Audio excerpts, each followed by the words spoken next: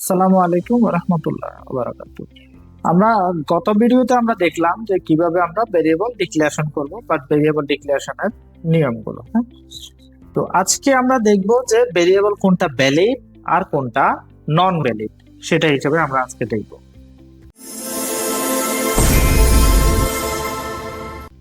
প্রথমে আমাদেরকে জানতে হবে যে কোনটা ভেরিয়েবল কোনটা এক্সপ্রেশন। এই যে যে চিহ্নটা দেখা যাচ্ছে এখানে, আমরা এখানে খেয়াল করি সেমিকোলনের আগে যেটা থাকে এটা পুরোটাকে আমরা এক্সপ্রেশন হিসাবে চিহ্নিত করি। হ্যাঁ, এটা আপনারা একটু খেয়াল করেন। সেমিকোলনের আগে যদি কোনো লেখা থাকে পুরোটাকে আমরা এক্সপ্রেশন হিসাবে নিয়ে নিই। তারপরে সেমিকোলন পর্যন্ত পুরো লাইনটাকে আমরা স্টেটমেন্ট হিসাবে চিন্তা ভাবনা করি বা স্টেটমেন্ট হিসাবে আমরা ধরি।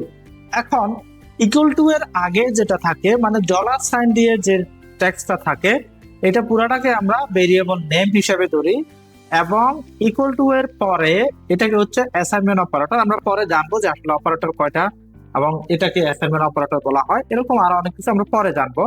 আপাতত বলি ইকুয়াল টু এর আগে যেটা থাকে এটাকে আমরা ভেরিয়েবল হিসাবে ধরি, এবং ডলার সাইন দিয়ে যেটা থাকে এটা হচ্ছে ভেরিয়েবল নেম। আর ইকুয়াল টু এর পরে যেটা থাকে এটা হচ্ছে ভেরিয়েবল ভ্যালু।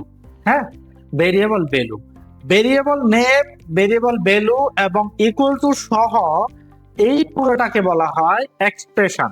আর যদি সেমিকোলন দিয়ে আমাদের লাইনটা শেষ করে দেওয়া হয় তখন পুরোটাকে বলা হয় স্টেটমেন্ট। আশা করি এই ভেরিয়েবল ডিক্লারেশন এবং এই স্টেটমেন্টের পুরো অংশটা আপনারা বুঝতে পারছেন। এর পরবর্তীতে আসি, এইখানে কিছু কোড দেওয়া আছে, এগুলো আমরা একটু নজর দিই।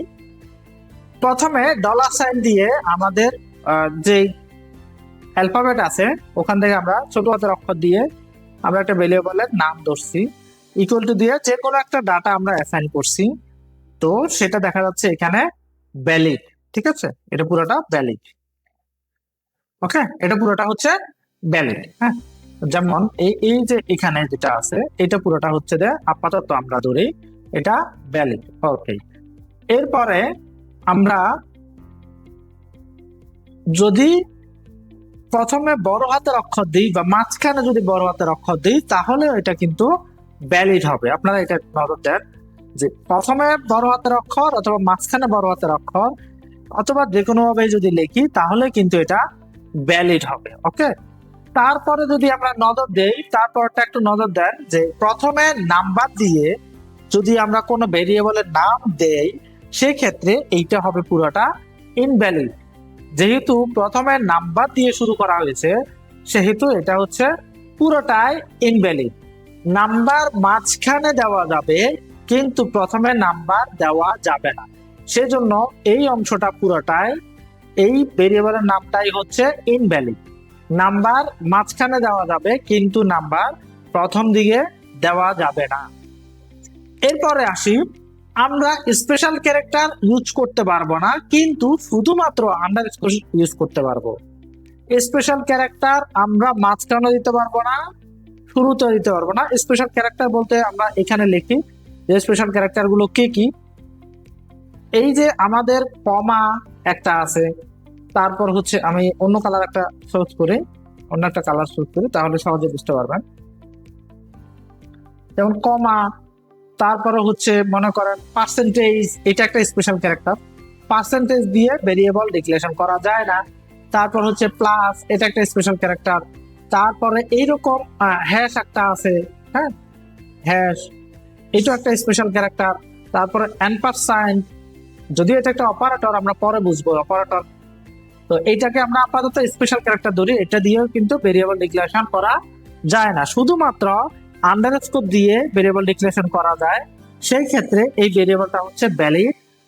আর যদি আন্ডারস্কোরের পরে নাম্বার দেওয়া হয় সেই ক্ষেত্রে এটা কিন্তু ভ্যালিড হয়। আমি আগেই বলছি, এটার ক্ষেত্রে আমি যখন আসছিলাম তখন আমরা বলছি নাম্বার শুরুতে দেওয়া যাবে না কিন্তু নাম্বার মাঝখানে দেওয়া যাবে।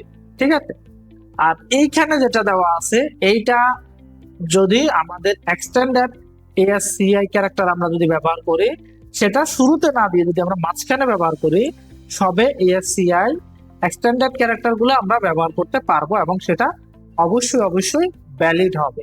ঠিক আছে, তো এখন আমরা দেখবো আমাদের কোডের ভিতরে আমরা একটা ভেরিয়েবল এখানে ডিক্লারেশন করি। যেমন আমরা শুরুতে নাম্বার দিয়ে দেখি সেটা আসলে কি আসে। হ্যালো হ্যালো বাংলাদেশ, দেখেন এটা কিন্তু পুরোটা লাইন চলে আসছে, তাই না? এই যে এরর চলে আসছে, অলরেডি আমাকে এরর দেখাচ্ছে যে এটা সিনট্যাক্স এরর, যেহেতু ভেরিয়েবলের নামের প্রথম অক্ষর আমরা নাম্বার দিছি। হ্যাঁ, যখন আমরা নাম্বার তুলে দিচ্ছি তখন দেখেন এররটা কিন্তু চলে গেছে। তাহলে ভেরিয়েবলের নামের প্রথম অক্ষর আমরা কখনোই নাম্বার দিয়ে শুরু করতে পারবো না। ঠিক আছে, তো আজকের ভিডিও এই পর্যন্তই। পরবর্তী ভিডিওতে আমরা আরো অনেক কিছু জানবো। সেই পর্যন্ত ভালো থাকেন আপনারা। পরবর্তী ভিডিও দেখার জন্য স্বাগতম জানাচ্ছি। আল্লাহ হাফেজ।